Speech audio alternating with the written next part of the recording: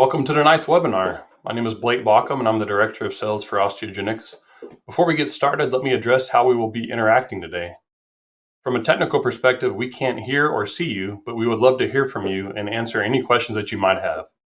There's a question and answer button on the right-hand side of your screen where you can type your questions at any time, and we will try to get to them answered during the webinar. Dr. Robert Silva received his dental degree from Uberlândia Federal University in 1994.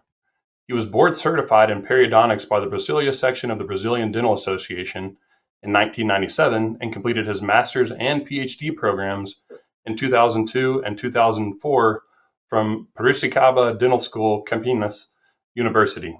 He was the first recipient of the first edition of the E. Bud Tarson Award granted by the AAP in 2005. And he is one of the winners of the Growth Against Recession Aesthetic Case Competition from the Aesthetic Case book in 2011. He is also a professor at the Implant Perio Institute for Research and Advanced Dental Training, that's in Sao Paulo. And he is the author and co-author of several scientific publications and chapters in textbooks with emphasis on periodontal tissue management around teeth and implants. Dr. Silva has published two wonderful textbooks that are available in Spanish, Portuguese, Italian, and English. Dr. Silva, thank you for your time. Really looking forward to your presentation. Thank you, Blake, for the very nice introduction and bringing me here to talk to you and maybe help our attendees there globally to understand better and maybe treat some of the cases related to bone augmentation. So it's my pleasure to be here. Thank you, my friend. Looking forward to it.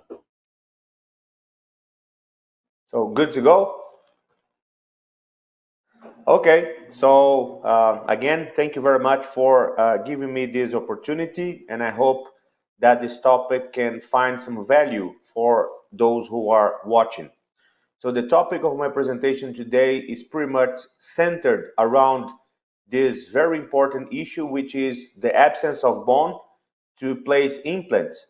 So I'm going to be talking to you about the limits and the predictability of this technique, which is the three-dimensional ridge augmentation. And we are here today because we know that the bone tissue is essential for us to place our implants in the three-dimensional prosthetically driven position.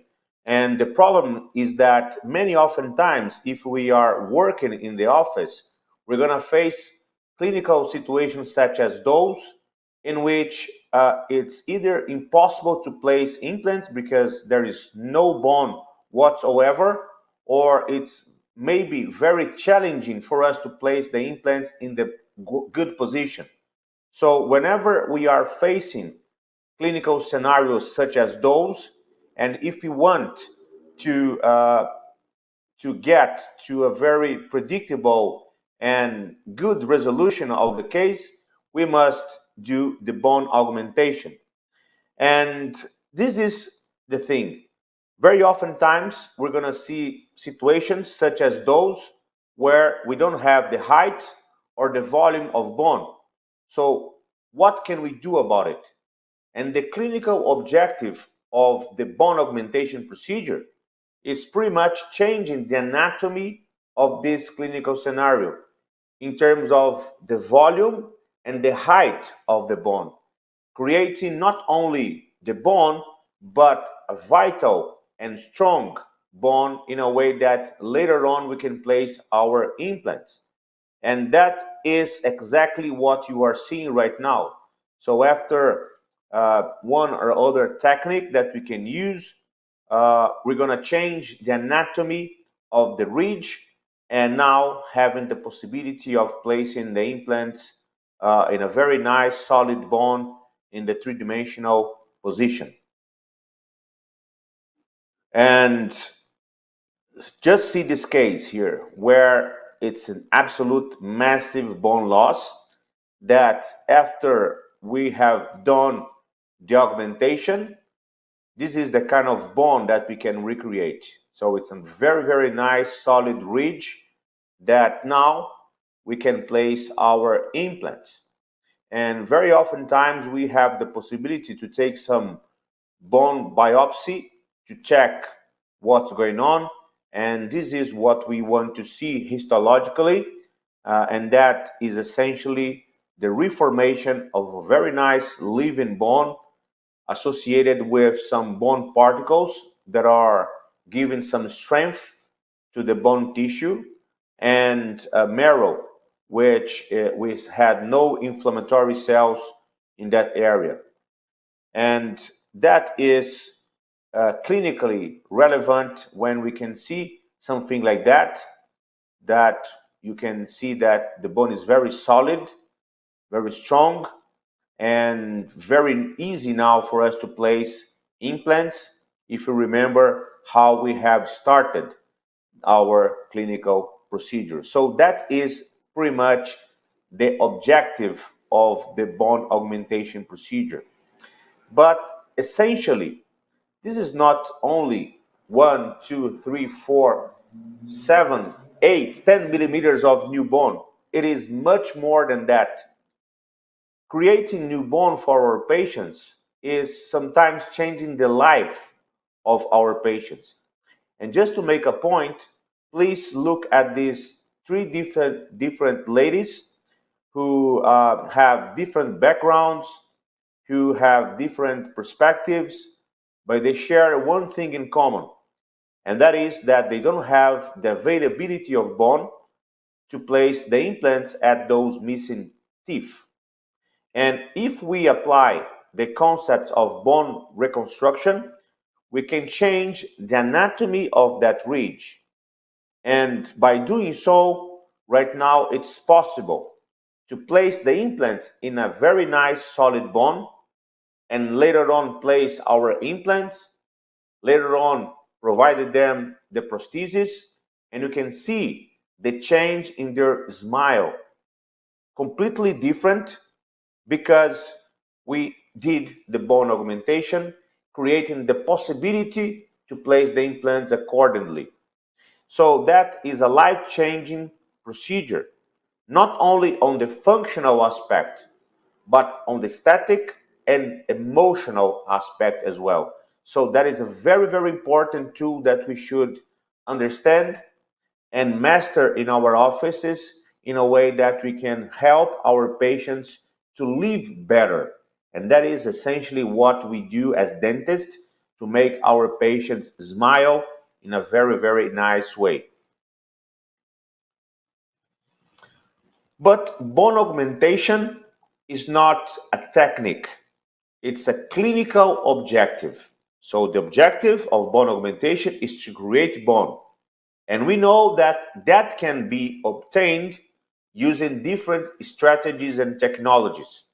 So there are a lot of alternatives that we can use, but pretty much I think that widely these are the two most used techniques that people can use around the globe.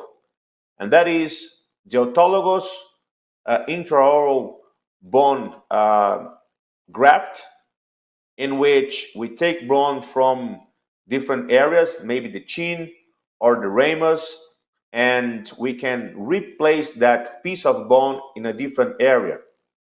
And that is very good, but very challenging in the perspective that, it's much more traumatic for the patient. Sometimes it's very difficult to adapt that block. Sometimes the revascularization of that block can be very challenging, in a way that, on the other end, we can also perform the guided bone regeneration. That essentially means that we are going to place a membrane and particulated bone on the area that needs to be reconstructed, and we can grow that bone in a different perspective. And those two techniques have been repaginated recently. So today we can use the bone plates from autologous bone, which is a little bit better in terms of the biological aspects, if I can say, and also the meshes that are customized in a way that facilitates the placement of the graft in very demanding areas. But both techniques the bone blocks and the guided bone regeneration can pretty much get to the same endpoint. However, in my perspective and in my humble opinion, the guided bone regeneration is the most versatile techniques that we can use to treat our patients. I mean, there are some cases that I think that the guide bone regeneration can treat, whereas the bone plates cannot treat exactly the same way. So guided bone regeneration is much more versatile. So it doesn't matter if I'm treating the maxilla or the mandible, horizontal or vertical defects, anterior or posterior, bigger or smaller defects. It's always possible to cover the defect with the membrane. So that makes this procedure very versatile. And because we are using particulated bone and not a block, it favors the revascularization of the bone that is building below the membrane. And that makes the procedure very predictable. But don't get me wrong, it's very predictable, but it's a very tricky procedure in which anything can go wrong. So it's a very sensitive procedure that we must master in the best way possible to diminish the amount of complications that we can see in our offices. So the cases that we're going to see, or the case that I'm going to be presenting to you, or the technique that I like to use, is pretty much the guided bone regeneration, in which, again, the defect is going to be covered by one or other membrane. So that means the osteopromotion, in which we're going to cover the edges of the defect in a way that we are preventing the cells that we do not want to enter the regenerative site, which are the cells from the epithelium and connective tissue, and making the area prone to receive the cells that we do want, which are the cells from the periodontal ligament space when it's there, or the bone marrow, in a way that we are promoting the bone to grow in that uh, protected region. We have non-resorbable membranes, or we have resorbable membranes, and it's pretty much the defect that you're going to tell me what is the membrane that I'm going to be used. And in a moment, I'll be telling you my decision tree on that regards. So when when we see or we study this technique, there are so many literature talking about that. But I pretty much like this quote by Professor Tinti, who is one of the godfathers of the guided bone regeneration, that mentioned that if you want to be successful in using the guided bone regeneration concept, we must be very, very strict and obedient to the surgical technique that goes from the incision to the suture. So, and if we make anything wrong from all the way from the beginning to the end, anything can pretty much lead to a complication. So it's very essential and key that we really master this procedure in a way that we are able to do things in the best way possible, in a very neat and pristine and very precise way. So here again, you can see a very quick video showing all the steps of this guided bone regeneration. And pretty much, again, everything is very, very important from the incision to the suture. And in a 1 hour lecture, it's kind of impossible to give all the details of that. But I tell you that it's possible to learn the tricks very, very precisely in a way that we are able to perform the procedures in the best way possible. And very key is to kind of determining what are the biomaterials that we are going to use. And as I mentioned to you, it is the defect configuration that will name what kind of membrane that I'm going to be using to cover the nature of that given defect. So the anatomy of the defect is pretty much important. And we know that there are basically two kinds of deficiencies that we can treat using the guided bone regeneration concept. So the first one is the vertical defect, which pretty much is characterized by having the bone peaks adjacent to the defect more coronal to the base of the defect, in a way that if you connect one bone peak from one side to the other side, it is not a straight line, but it's like a curved line. So we have bone peaks more coronal to the base of the defect. And that is very different from the horizontal defect, which shows here in this picture that the line connecting one bone peak from one side to the other is a straight line, not a curved line. So that is the difference between the vertical and the horizontal. But when we talk about horizontal defects, there is a subclassification here which must be remembered, and that is the favorable horizontal defect or the unfavorable horizontal defect. And the difference being between those two kinds of defects is that in between the cortical plate from the buccal and the lingual side, in the favorable one, we have the medullary spaces, which have much more cells, vessels, and growth factors as compared to the unfavorable defect or the knife edge deficiency, because here in this situation, you don't see the medullary space in between those two corticals that are merged together. So much more challenging situation in the biological perspective. So it's essential that we understand what kind of defect that we are using. And because of that, now I can choose the membrane that I'm going to be using, but I have to understand the predictability of that case. So how much bone can we grow in each defect? In the vertical deficiency, we can grow as much bone as the height of the interproximal bone peaks. So it doesn't matter the magnitude of the defect. What's really important to me is to understand the position of the interproximal bone peaks, because that is the line onto which I can grow bone to. So pretty much you have to connect visually one bone peak to the other side, and that is the amount of bone that I can grow. So sometimes in the office, we must have very, very challenging discussions with our patients, because just an example here, if you see this central sizer here, if you feel that the mesial aspect of the bone peak of that tooth is much more apical to the mesial aspect of that same tooth, that means that we cannot grow as much bone in the vertical direction.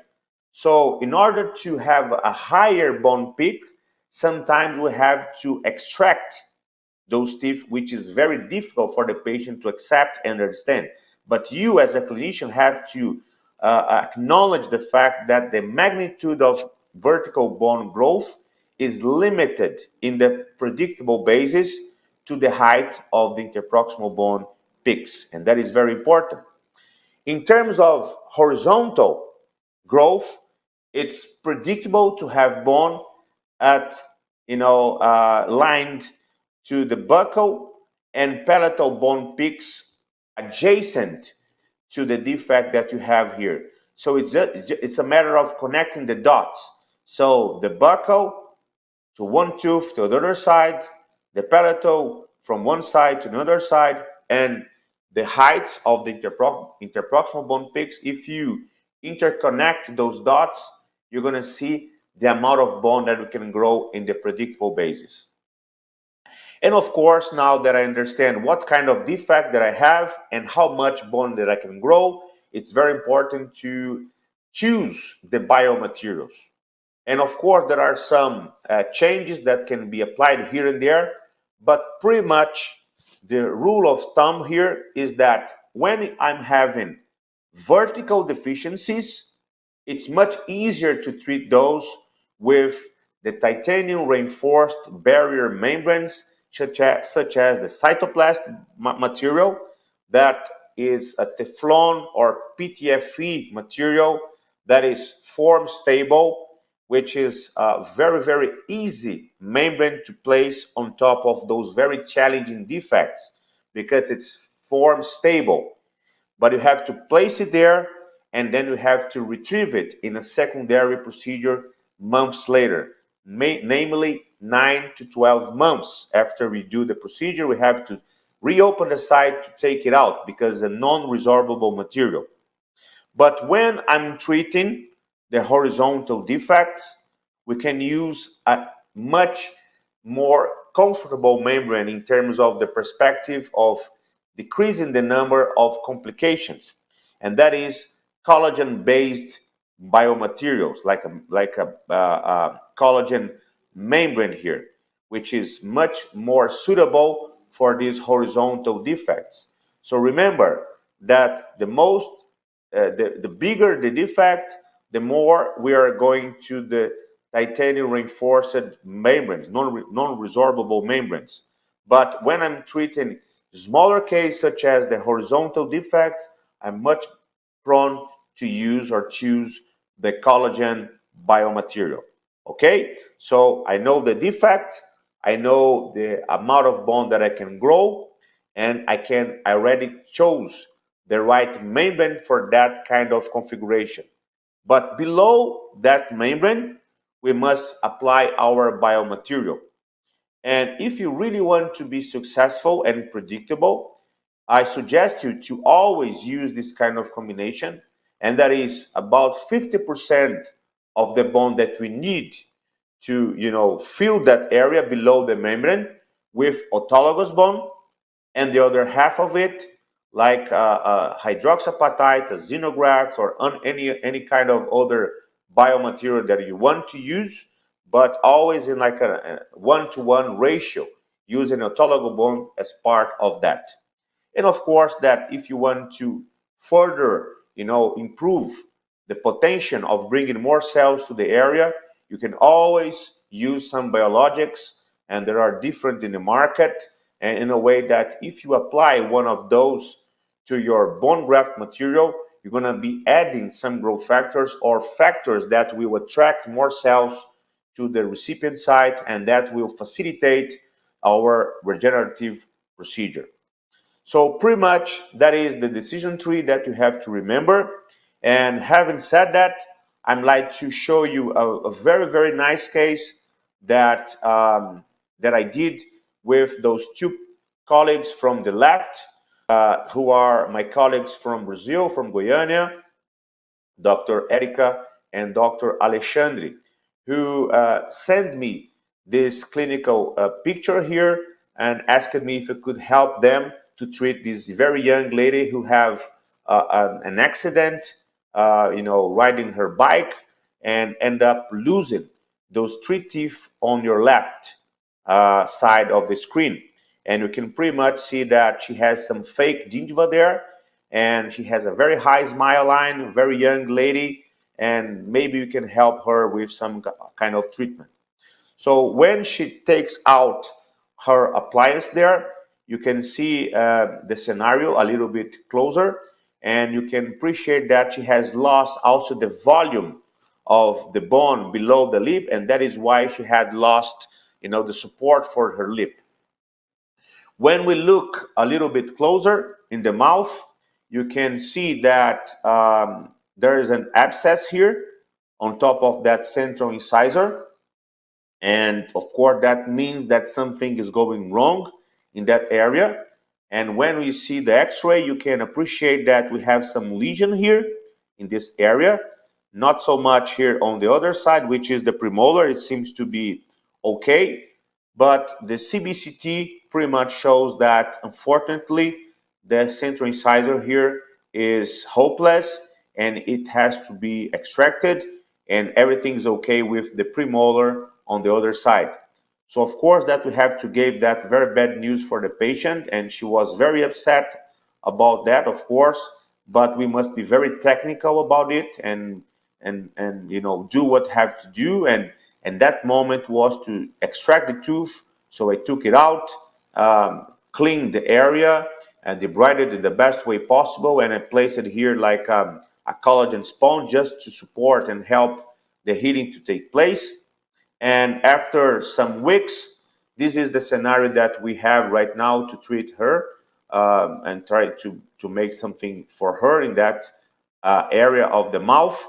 You can see that we still have a good depth of the vestibule, but we have a lot of scar tissue here right now because of the fracture that she went through, and she has lost the volume of that area. And of course, that when we see the CBCT, you can pretty much see that we have a very nice and very thin ridge here to work, and an important vertical deficiency here associated to that area. So what we did here was to open a flap and do our bone augmentation. So I elevate a full thickness flap. I'm cleaning out the nasal palatal canal and removing all the soft tissues from the bone and cleaning the roots. I'm doing the decortication to promote the bleeding of the area. Here I'm using a tenting screw at the height of the interproximal bone peaks. And now I'm changing my gloves to make the procedure the most clean possible. And I'm using this foil there to cut precisely the membrane, which was in his case here the cytoplasm material 30 by 40, that I'm using the Profix in the palatal area to stabilize the membrane in the base on the palatal side. And here you are seeing me positioning the graft, that is 50% of autologous bone, 50% of a xenograft, mixed with some blood from the patient. And I'm positioning the bone graft first on the palatal aspect, then on the occlusal aspect, then on the buccal aspect, trying to recreate the volume that she has lost due to her accident. So you can see that I'm trying to be as it's stopped here. Is everything okay? Okay. Okay. So you can see here that I'm positioning the membrane on the buccal aspect right now, and the Profix again is being used there in a way that I'm really stabilizing the membrane with the shape that I have recreated. It's very important that the membrane is very stable, so some extra screw is being positioned there, and it's also very important that no piece of the membrane is touching the adjacent teeth to prevent some contamination to take place.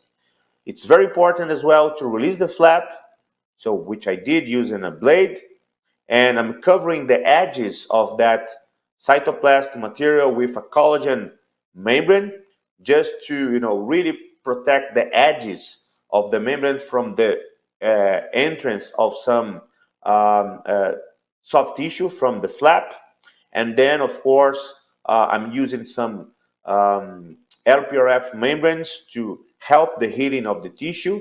And of course, the horizontal matrix sutures were used with the cytoplast material as well, which is very nice material to be used. And a tension-free passive closure was obtained. And here you can see that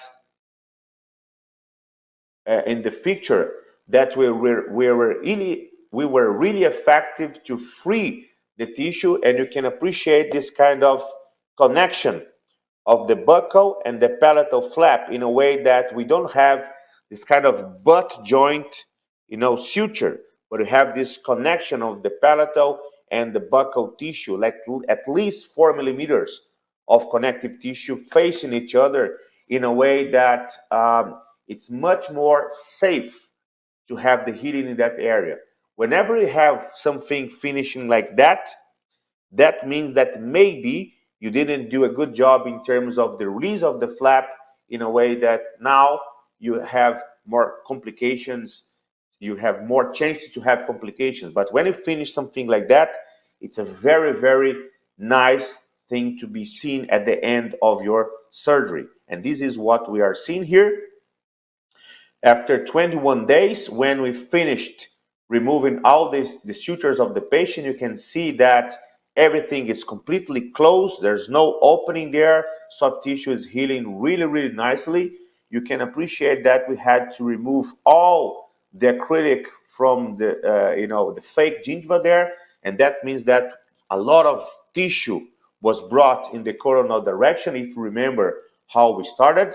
And of course, now it's a matter of waiting the healing of the patient. So 6 months down the line, we got an X-ray showing here that it seems to be connected, the lines. One side to the other side, it seems to have a straight line, and that means that our membrane was stable and the tenting screw was stabilizing it in that position. Everything is healing well, but of course that 6 months is too early to open the site, so we decided to wait more months. So when we are talking about vertical augmentations using this kind of strategy, we recommend to wait between 9 and 12 months to reopen the site. So three more months passed. So now we are 9 months down the line. You can see that everything is pretty much closed, no healing problems. But now you can see that we have a very big deviation of the mucogingival line. But you can also see that the tissue here it's kind of pregnant. So it's a very, very big, volume of the tissue on that area. That seems to be a very, very nice bone. But we have to see the CBCT of that patient. And this is just a comparison here between how we started, how it is 9 months down the line. See that we have completely lost the vestibule of the patient because of the amount of growth that was achieved there. The volume here is very, very nice. Observe it here on this picture.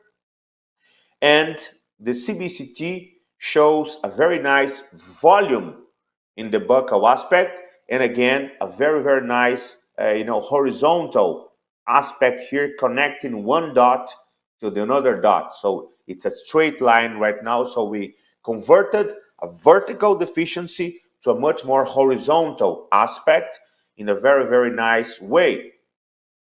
And the sagittal cuts shows again that it's unbelievable the amount of bone that was recreated, and those 3D images here shows as well a very nice volumetric change.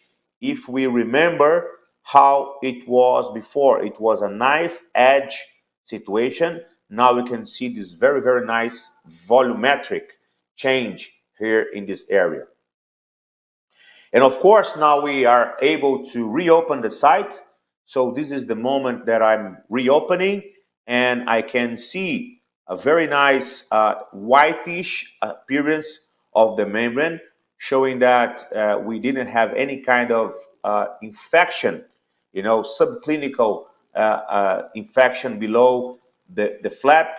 So it's a moment that we have to take out our membrane. So here I'm reopening the site, so doing like a cresta incision here to the membrane, getting to the membrane. I'm doing a little bit of vertical releasing two vertical releasing incisions distally, and I'm reopening the site, completely exposing the edges of the membrane. So this is very important that we are able to really elevate the flap in a way that the margins of the membrane are exposed, and then we remove the screws, and then we detach the membrane from the bone. And by doing that, we're going to see the quality of the bone that was recreated there. you can see this very, very nice whitish and bleeding bone that is there, showing the good quality of that bone. And now is the moment to remove the tenting screw, and you can see after I remove it that it's bleeding coming from inside, showing that the bone is pretty much vital and very, very hard, because when we hit it with some instrument, you can appreciate the density of that bone, not only by visual aspect, but also with the feeling with our instrument, showing that the bone is a very, very solid and very nice. So you remember that I used a foil to cut the membrane, and essentially what I did what I did at that moment was to print a 3D model that I filled or I waxed with something there, and that is the amount of bone that I wanted, that I really wanted to have to place my implant. And on top of that, I created a foil that, of course, was taken to the sterilization process. And then at the moment of the surgery, I used that sterile foil to cut my membrane. But this is the amount of bone that I was able to recreate. So a much bigger bone than I really expected. If you think about the bone prominences from the buccal and palatal side. So it's very nice to see this beautiful bone here, but we know that the bone that is outside the bone envelope has some tendency to resorb through time, but I really rely on the amount of bone that is pre-existing in the envelope in that area. So you can see that a lot of bone was recreated here. And now we have to place our implants. So there is some kind of discussion here on the amount of implant that we can place in this area. Most of my colleagues would suggest me to place 3 implants in this area, but we saw clinically and digitally that the space in this area, in the horizontal aspect, and also taking into consideration the curve of the maxilla and the volume of the bone that we had and the desires of the patient, we took into consideration. We considered that it was possible to place 4 implants for her. So this is exactly what we did. So we planned the case in a way that 4 implants were positioned there. So using a guided procedure. So 4 Nobel replace implants were positioned there. So of course that we used narrow diameter implants, platform switching. So those were Nobel replace conical connection 3.5 millimeters diameter implants. And you can see that I'm drilling through the bone. It seems to be very, very hard. You can see that when I'm drilling through the bone, the head of the patient is moving a little bit up because I'm putting pressure to drill through that bone. And that gives the sense that the bone is very, very hard. And then through the surgical guide, again, I'm placing 4 implants. Again, 4 narrow diameter implants, platform switched implants that will be very, very well positioned in the bone. And you can appreciate here that the implants are very, very precisely positioned through the surgical guide. And here, of course, I'm positioned here 3 millimeters high healing caps in a way that after doing that, in this kind of procedures, we can always grow a little bit of more bone. So essentially here, I'm doing like a layering of new bone on top of the regenerated bone, just for the sake of protecting the new regenerated bone. And by using those 3 millimeters high healing caps, using the xenograft again as a grafting material, I'm trying to improve the height of the bone between the implants, trying to mimic a papilla later on to have a better possibility of aesthetics in this case. I'm using also enamel matrix proteins on the adjacent teeth, trying to help the periodontal attachment in that area. And the collagen membrane was positioned first on the palatal side, then on the buccal, and then some tacks were used to do the sausage technique on top of the vertically regenerated tissue. And of course, the difficult part again is to close the area because of the volume that was gained and a new regeneration procedure was performed. So here it's a very, very tricky and clinically demanding procedure to pretty much close this area. But we did in a very passive way, as you can see there. And this is the initial healing of the patient and the x-ray showing a very good parallelism of those 4 implants. We have to wait, of course, so we waited about 4 to 5 months before we reopened that area. And here you can see, the implants that were positioned there and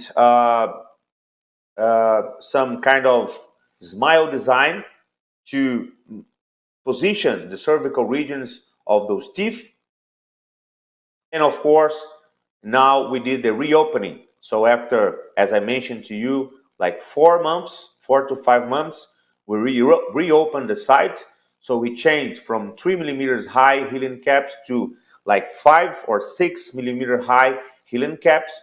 And we removed here free gingival graft from the palatal tissue, from the palatal area, and we have deepitalized it outside the mouth, and we covered those high healing caps like a Mexican poncho on top of that, in a way that we are improving the thickness of the soft tissues, not only on the buccal, on the palatal, but also in between the implants. And then we closed everything in the best way possible. And on the right, you can see the healing of that, pretty much showing a very, very nice volume of that area that was recreated there. So after some time, and this is where I didn't agree very much with my colleagues from the other place, Dr. Erika and Alexandre, that they decided to deliver the provisional prosthesis to that patient before the final stage of the surgical aspect was created. Because here you can see that now we have good bone, we have good, implants well positioned, we have a very nice volume of soft tissue as well, but we don't have the keratinized tissue. So I would suggest that we always do the final soft tissue stage before we go for the prosthesis. But because of the patient that she was very tired already, so they decided to deliver the provisional restoration there. So a scanning of it was performed here, and the provisional restoration was planned in the lab. You can see how well positioned were those implants according to the digital planning of the patient. And this is how the provisional restoration was delivered to the patient. You can see that the lateral area, which is, everybody tells me that they are afraid of the lateral because of the pontic, situation. But you can see that the pontic, the area here in the lateral area is pretty much nice, but we have a little bit of loss here in between the centrals. And this moment, of course, I told my colleagues that, listen, now there's nothing we can do right now. We have to wait some time until the soft tissue heals before we go for the soft tissue final stage, which is the free gingival graft and the deepening of the vestibule, again, the vestibuloplasty that has to be done here in this area. But this is how she started. This is how she is right now in this moment.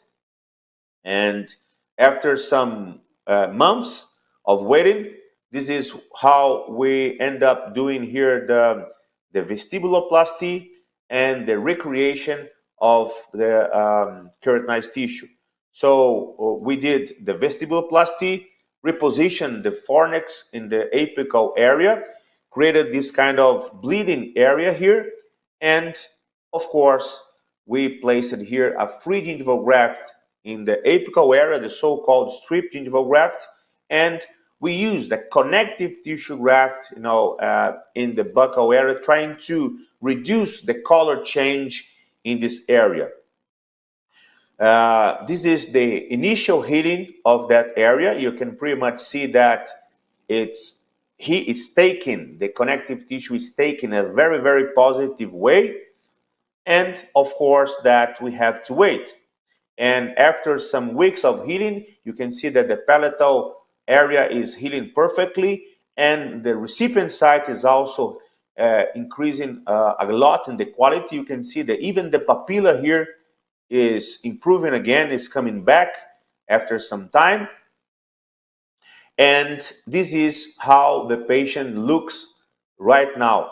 So you can see from how we started, how we are at this moment. The final prosthesis was not delivered so far, but you can pretty much see that, now we have the vestibule back again. We have a very, very big amount of keratinized tissue here.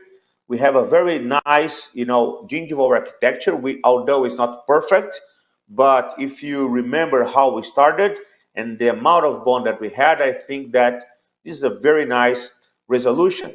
There is some fibrotic tissue here in the apical area, but it's pretty much below the line of the lip of the patient, so it's not a concern for her.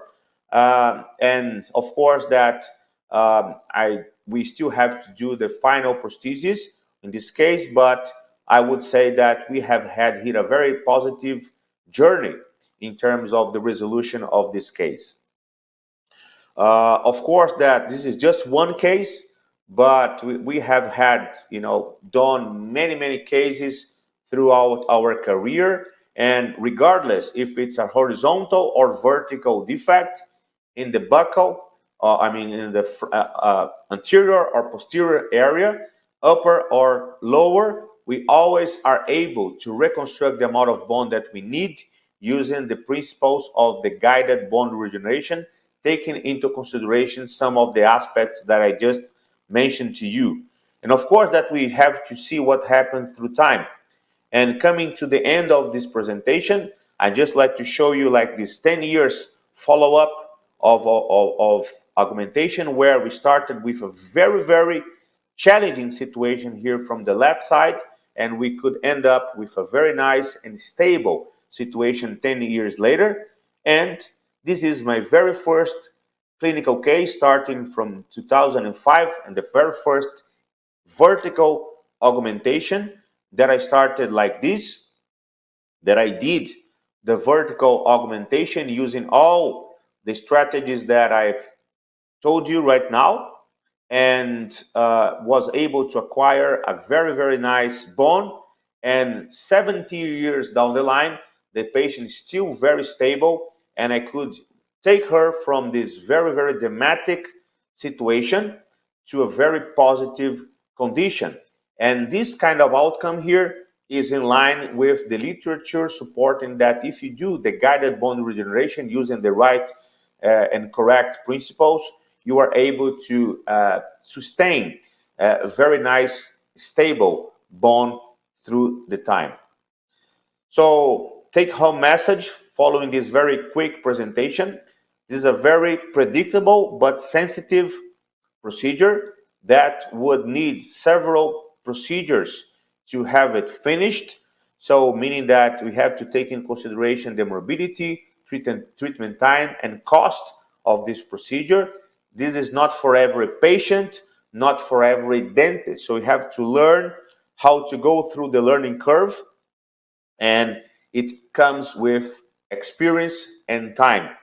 And this, of course, a good alternative for dental gingival prosthesis, understanding the limitations of this technique. And with that, I'd like to thank you very much for your kind attention. Of course, that I still have some time to answer some questions, but those are the informations from our group. So implant perio group, so my email, and some of our information there. So thank you very much. And if there are some questions, I'm really happy to answer to them.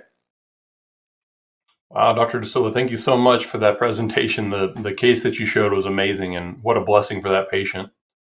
I know that our viewers are really going to appreciate the chance to learn from you. So thank you again so much for showing everything there. Now we have a little bit of portion for the question and answer. So just a reminder, if you have a question, please use the question and answer button there at the top of your right, or the right-hand top of your screen. That'll allow us to get the questions to Dr. Silva here so he can answer them. But we do have a couple questions here, Dr. Silva, so let me answer them for you, or ask them for you. From a flap advancement perspective, how do you ensure that you have enough tissue release to achieve your tension-free passive closure?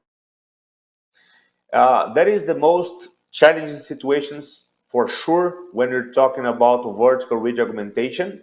So you must learn the tricks to really be able to release the flap, and the very first thing is to know where to place your incision. So when I'm treating the upper jaw, I always place the incision towards the buccal, not on the occlusal, not on the palatal, in a way that if I deviate the incision towards the buccal, okay, when I elevate the flap, to the palatal sides, the height of the palatal tissue will be always more coronal than the line connecting the the bone peak from one side to the other side. So I have more coronal tissue to suture there. On the buccal side, we always have to release the flap in a very, very nice way. And to know that I was able to release the flap, I must see the flap going uh, passing the line of the incisal edges of the adjacent teeth. So if I can move the flap more coronal than the incisal edges of the adjacent teeth, I know that I have done a good job in terms of the mobilization of the flap, and then I can do like this because the palatal tissue is more coronal to the defect, and then I can do like this. Okay? Okay, so you're just ensuring that you have a true aversion of the flap to have that dual layer Yes. closure, and then the horizontal mattress sutures with single interrupted over the top. If you finish like this is problem. You have to finish like that. So in order to avert the flap, as you mentioned, you must do the incision towards the buccal and release the flap very much in the buccal area to have this. Yeah, one of the things that we see, or one of the major causes for complication is this whole thing, which is why it's a great discussion. But whenever we talk about the passivization of that flap, even when you're in this situation, that flap has got to be really passive. So here we know that there's tension there, but even here the tissues have to be passive in order to have a great healing. So great information there. The other question, or another question that came in, is on that case that you showed. Where did you harvest the autologous bone? Oh, in that case, it was from the ramens. Okay. Okay. So 90% of the cases that I treat, I take the bone from the ramens, which is very, very easy to access and to use scraper, such as the Safe Scraper, which is a very good tool to harvest bone in a very, very easy way. I don't like to take blocks to mill them. I just prefer to scrape. It takes a little bit more time, of course, but much less traumatic for the patient. I'm using the bone from the chin when I'm treating this area here. So on the lower anterior, I take from the chin. And eventually, when I'm doing like smaller cases in the maxilla, I use the micros to harvest bone from the, the canine pillars here and the anterior spine here. So basically, this is my decision tree. So most of the case, I take bone from the Remo shelf. Great. There's several more good questions coming in here. So another one is, do you have any experience using corticocancellous allograft material for these types of No, cases? Okay. zero experience because in Brazil, it's not allowed it here in Brazil. So you use xenograft. But I have a lot of friends In the U.S., they use this kind of material allografts with the same kind of success. So what I really think it's important here is to use the autologous bone as part of it. So we use 50% of autologous and 50% of a good biomaterial. You can use xenograft, you can use allograft with a good source. Don't try to use any biomaterial because it's more cheaper than others. It has to be a good, a background. Perfect. Okay, so there's a few more questions here. First, they want to thank you again for sharing your knowledge. They really appreciate it. But the question is, what do you suggest about regenerating in immunosuppressed patients? Is it indicated? If it is, what are the conditions you suggest that you need to take into account?